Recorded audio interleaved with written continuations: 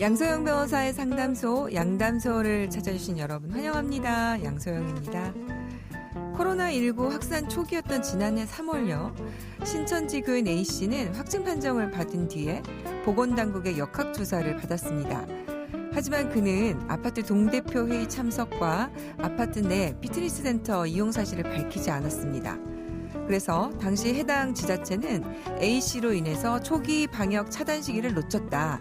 지역사회 내 코로나19가 확산됐다. 이렇게 판단을 해서 A씨를 감염병 예방법 위반 혐의로 경찰에 고발했습니다.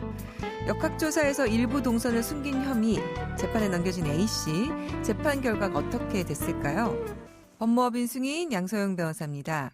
감염병 예방법 위반 혐의로 경찰에 고발당한 신천지 교인 A씨는요.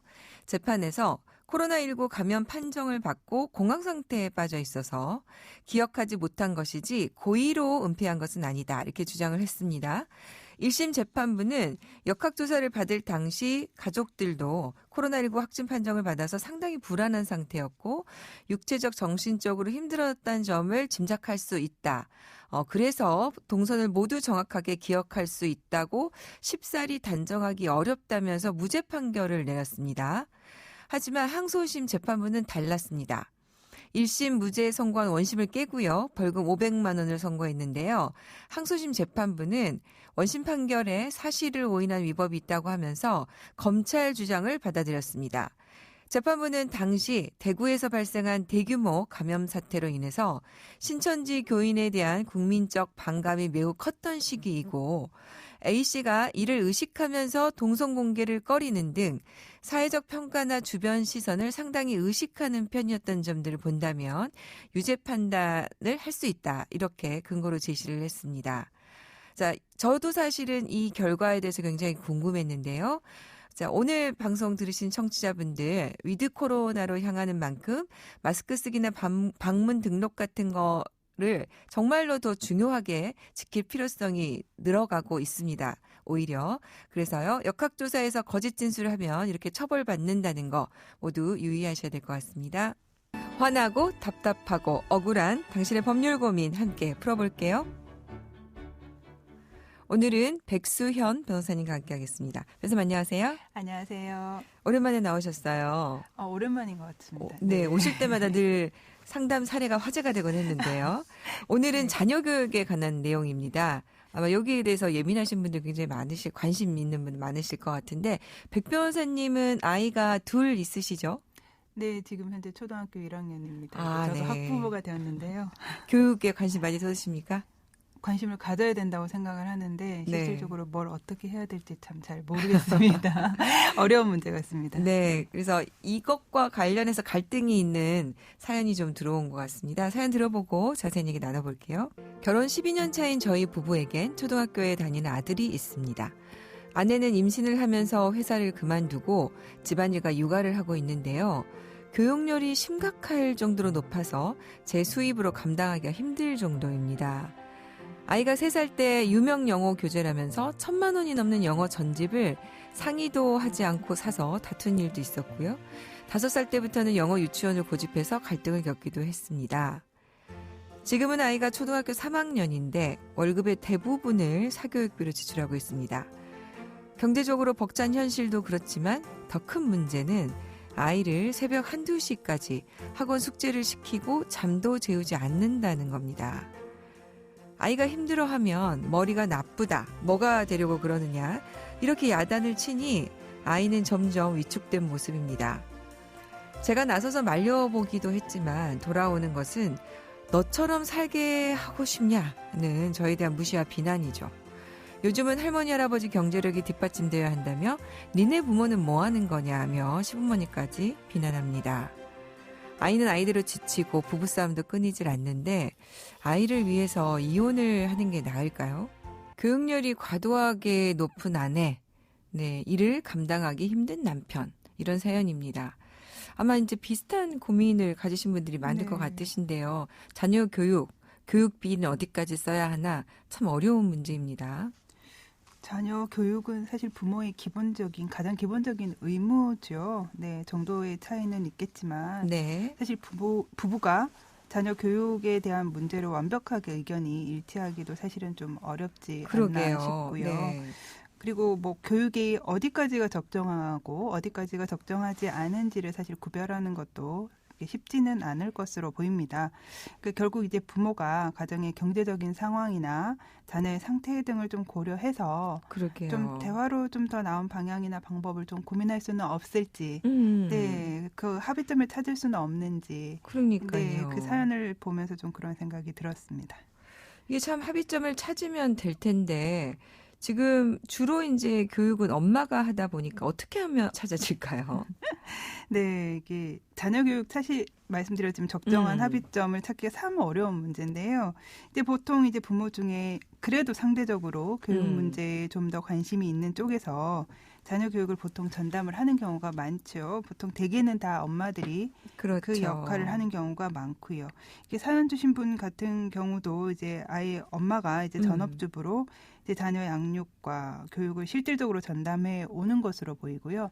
사실 아빠는 그에 대한 의견을 제시를 해도 엄마의 이제 주도권 네. 때문에 이제 어떤 의견도 받아들여지지 않고 있는 그런 상황인 것으로 보입니다. 저도 얼마 전에 조정을 했는데 이제 엄마는 아이가 조금만 문제가 있어도 뭐 치료를 받아야 된다, 특수교육을 해야 된다라고 해서 상당한 비용의 생활비를 요청을 하고 남편은 뭐 이 정도면은 우리가 평균 수준으로 정상적인 아이로 볼 수 있다라고 해가지고 대립하고 거기에 대한 교육비로 다투는 사건을 저도 상담을 했었는데요.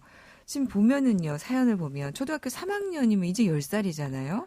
네. 근데 새벽 1-2시까지 잠을 재우지 않는다는 내용이 있어서 저는 이 부분이 참 마음에 걸립니다. 이거 아동학대 아닙니까? 네, 저도 사실 사연에서 네. 적정한 합의보다 사실 이 부분이 가장 그죠? 크게 이제 문제가 될 것으로 보였거든요. 네네. 이게 쉽게 말해서 학대가 말 그대로 이제 상대방을 괴롭히거나 가혹하게 대하는 건데 지금 초등학교 3학년 아이 10살인데 지금 새벽 1-2시까지 잠을 잠을 재우지 10시에 재워야 되는 거 아닙니까? 보통 예전에는 9시 10시면 자라고 그죠? 이렇게 네. 했는데요. 이거 자체로 사실은 괴롭히거나 가혹하게 대하는 거에 해당할 수 있을 걸로 보입니다. 실질적으로 이제 아동학대에 대해서는 아동복지법에 네네. 그 이제 중요한 부분이에요, 변호사님. 네. 아동복지법에 어떻게 돼 있냐면 3조에 네. 보호자를 포함한 성인이 음. 아동의 건강이나 복지를 해치거나 정상적 발달을 저해할 수 있는 신체적, 정신적, 성적 폭력이나 가혹 행위를 하는 것 네. 그리고 아동의 보호자가 아동을 유기하거나 방임하는 것을 말한다. 네. 이렇게 되어 있거든요. 그러니까 크게 말하면 이제 신체학대, 정서학대, 성학대, 방임 이것을 아동학대라고 볼 수 있는데요. 네. 이 경우에도 사실은 이제 잠을 재우지 않는다. 이건 신체 학대에도 들어갈 수 있을 것 같고 네. 사실 아이가 그 와중에 얼마나 괴롭고 힘들겠습니까? 정서적으로도 굉장히 위축되고 힘들 텐데요. 네네. 정서학대에도 해당할 수 있을 소지가 있다고 보입니다. 그러니까 이제 그 부모가 그냥 자녀에게 공부하라고 하는 것 자체가 학대는 아니지만 그럼 어느 정도 되면은 학대에 해당할 수 있을까요? 사실 대부분의 자녀들은 공부하는 걸 좋아하지 않습니다. 사실. 아, 그렇죠. 네, 그렇죠. 좋아하는 자녀가 네. 있을 수가 뭐 간혹 있기도 하겠지만 간혹 네. 대부분은 사실 공부하는 걸 좋아하지 않아서요. 그러니까 이제 하는 것도 네. 좋아하는데 그렇게 하루 종일 네. 하고 밤늦게까지 하면은 그건 정말 네. 좋아할 수가 하기 없죠. 싫어하는 공부를 억지로 하게 한다. 이것만 가지고는 사실 학대다라고 보기는 어려울 것 같고요. 뭐 좀 전에도 말했지만 자녀를 교육하는 건 부모의 기본적인 의무이기도 하니까요. 근데 이제 뭐 오히려 또 뭐 그렇게 자녀가 하기 싫다 이렇게 한다고 해서 적절한 교육 환경 제공하지 않고 무관심하게 내버려 두고 원하는 대로 해라. 이렇게 하는 게 또 오히려 방임의 문제가 될 수도 있거든요. 그렇죠. 오히려 그 부분은 네, 이제 네. 그렇죠. 그래서 이제 부모의 교육열이 높다는 것 자체가 사실은 그 자체가 곧바로 문제가 되거나 학대다 이렇게 보기는 사실 어려운 건 그럼 맞고요. 좀 구체적으로 기준은 네. 어떻게 결국은 이제 변호사님 의견은? 자녀가 현실적으로 고통을 받고 있는가 없는가 객관적으로 이게 자녀의 복리를 해치는가 아닌가에 대한 이제 판단이 필요한 거죠. 네. 근데 사연의 경우는 지금 10살 아이가 매일 밤늦게 사실 이제 구체적으로 새벽 1-2시까지 학원 네. 숙제 때문에 잠을 못 잔다. 이건 통상적인 기준으로 봤을 때 정상적인 범주를 넘는 경우라고 볼 수 있거든요. 실제로 처벌받은 예가 있을까요, 변호사님? 실제로 이거와 비슷한 사안에서 네. 처벌받은 예가 있기도 합니다. 이제 그 사안의 경우는 사실 좀 더 심했는데요. 네. 새벽 3, 4시까지 아이고, 3, 4시까지. 네네. 잠을 못 자게 하면서 공부를 시키고 또 학교 이제 성적이 부진하다라고 해서 초등학생이었는데요. 이 케이스도 학교 성적이 부진하다라고 해서 이제 갖은 인격적인 무시, 네. 모독하는 말들을 이제 엄마가 자녀한테 했고요. 네. 그리고 잠을 자니까 이제 깨워야 되니까 발로 차면서 폭력까지 네. 행사한 그런 경우였는데요. 아동학대에 해당한다라고 네. 봤습니다. 저도 사실 작년에 이제 법무부에서 아동학대 그 사례 판례에 대해서 이제 그 분석하는 용역을 진행한 적이 있었는데 부모가 그 과외 선생님에게 아이가 공부를 못하면은 때려도 좋다. 이제 이렇게 한 겁니다. 그래서 실제로 아이를 굉장히 많이 때렸는데요. 부모님은 이제 나중에 난 몰랐다라고 하는데 아이가 그때 밖에 부모님이 지키고 있었답니다. 그래서 그런 사실이 입증이 돼서 이제 처벌받은 사례가 있고 그와 비슷한 사례가 많이 있더라고요. 변호사님 어떻습니까? 사연처럼 이걸 이유로 해서 이혼을 하게 될 경우에 이혼 사유로 인정이 될 수가 있을까요? 네. 일단 합의점을 찾는 게 가장 중요하겠죠. 근데 이제 단순히 합의점이 찾아지지 않는다라고 했을 때 그러면 이제 두 분 사이의 교육관이 서로 다른 건데 그런 교육관의 차이로 이혼 사유라고 할 수 있느냐. 네. 사실 조금 어려운 문제기는 하지만 사연 주신 분처럼 이제 한쪽에서 교육열이 너무 지나치다 못해서 자녀가 이제 고통을 또 호소하고 있고요. 또 가정 경제에도 사실 이제 극심한 어려움이 있고. 그러니까요. 지금 네. 생활비 대부분을 네. 교육비로 지금 쓰고 있다고 한다면 형편에도 좀 맞지 그럼요. 않는 거니까요. 네. 그리고 또 오히려 이제 남편이 그러한 어려움에 대해서 이야기를 하고 있는데 부인이 그런 상황에 대해서 전혀 문제의식도 없고 계산할 의지가 더더욱 없고 오히려 이제 남편과 시댁 식구들을 무시하면서 경멸하는 이제 말씀을 하고 있는 상황이다. 그래서 더 이상 대화로 합의점을 찾기 어려운 상황이다라고 한다면 또 면밀히 좀 봐야 되겠지만 혼인관계가 파탄되었다라고 볼 여지가 좀 있지 않나 싶습니다. 자, 오늘 백수연 변호사님 사실 그 많은 가정에 있을 직한 네. 아이 교육과 관련한 부부 갈등 사례 자세한 상담 변호사님 감사합니다. 네, 고맙습니다. 양소영 변호사의 상담소 양담소는 내일 또 문을 엽니다. 끝곡 잭스키스의 학원별곡 들려드릴게요. 양소영이었습니다.